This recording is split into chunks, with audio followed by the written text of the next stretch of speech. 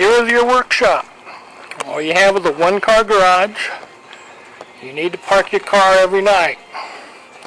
How do you make a wood shop in this space? Well, you're going to need a bench to start with and some shelves for tools. You could put another 2x4 coming out from your frames.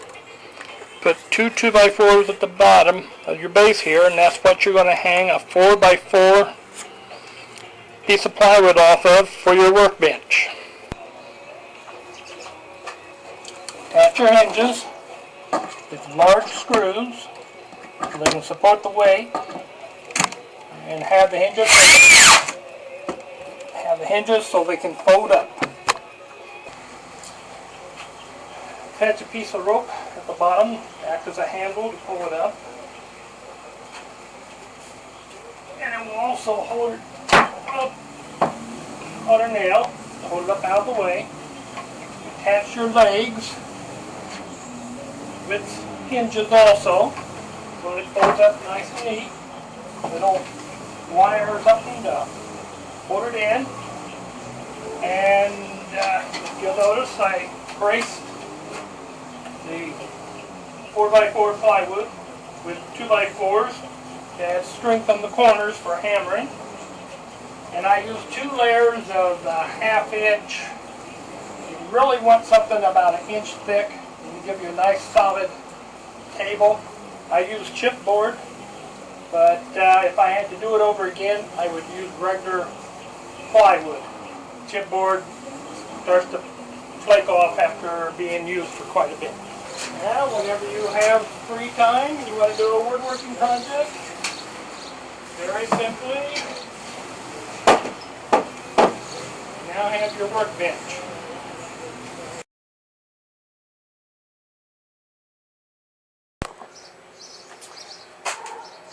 Tools. You need some basic tools. You need a tape measure. Mine is 16 foot. You need a straight edge and a ruler for smaller measurements. Small square to make sure your lines are square and your cuts are square. A larger framing square for making the larger pieces square, so you get a little bit more accuracy. The basic handsaw to cut the pieces. Then you have the backing saw to help cut straight edge for like your dovetails and the like. And a coping saw is how I use to cut my dovetails when I do dovetail joinery, and it allows you to cut in odd places, odd angles. You need a hammer to drive your nails, and you need a couple of wood chisels. This here is 1 inch, and this here is 3/4 of an inch to shave the wood down and to cut your dovetails also. You need to keep those sharp. You need a hammer, and because it's a metal back on the chisel, you can use a metal saw, or as I prefer, I made my own wood hammer to hammer the chisel, and to help remove wood in areas that are too small to cut. Use some nice aggressive wood rasp, flat one and a round one. A nice set of Phillips and standard screwdrivers will also come in handy.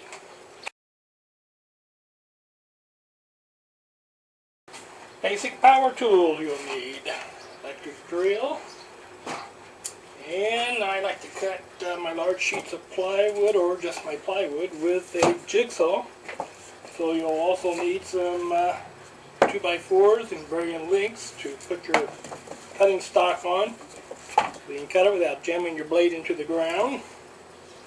Same thing goes when you're cutting your wood stock.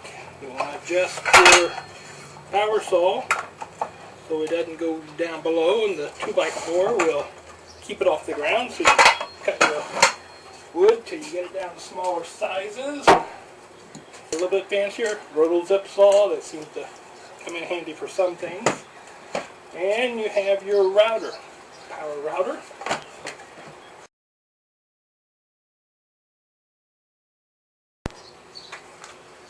For all the other tools that we lack in our limited workshop, you have to come up with ingenuity. Here's a router table that I made myself. Old router, at the time you could buy these for $9. Now you can't touch a router for under $50. And I attached this router to this homemade router table. And I use these disc slot cutters mounted in there permanent. That's how I do my biscuit joinery. Cutting the slots in the ends to join the pieces together for the framing. What I would suggest, if you haven't bought a router yet or don't have slot cutters and you want to do biscuit joinery, go ahead and buy a biscuit joiner cutter. Do it right the first time. Since this works, I'll keep using it until it breaks, then I'll buy my own. The other thing I have for doing router work on small pieces is I built a template that the router can work off of. Back here is a back fence that's square to the front edge of the template. Put your piece into here, clamp it in place, and you can get pretty accurate because you measure out the fence, sticks out, allows it to stick out far enough it cuts into the wood, and you can control that. Now, holding things in place. Different loaded clamps to hold things in place, hold them steady. For more serious work, I have 3 and 4-inch C-clamps to hold things to the table for cutting. And also, whenever cutting dovetails for tables and everything, angle iron clamp to the workbench. Your workpiece here, clamp it to the angle iron straight up and down so you can cut. And the problem I had with clamping the angle iron to the workbench, working off of this here, is a small surface there to hold the piece flat.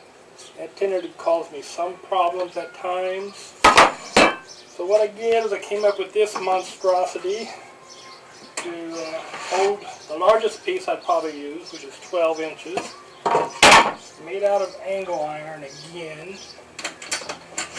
What it is you have 2 pieces to come together, or 2 pieces to come together to hold the wood.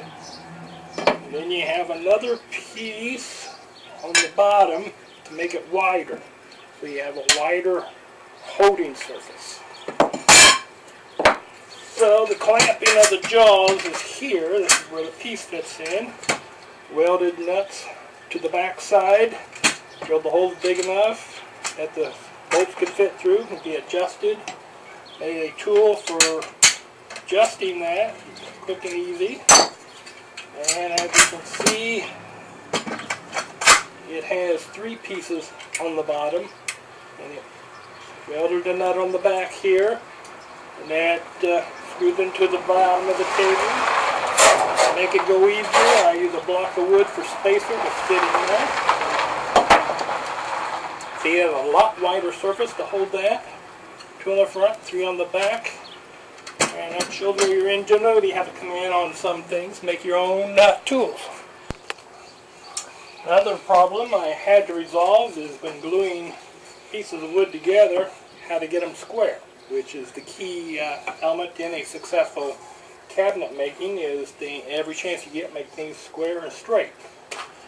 Well, what I did was get my angle iron, drill 2 holes in the back, place your first one down using your framing square, both screws are in, slide it up, get your other one, and with the holes in the back, screw it in, and you now have 2 pieces are square where they come together.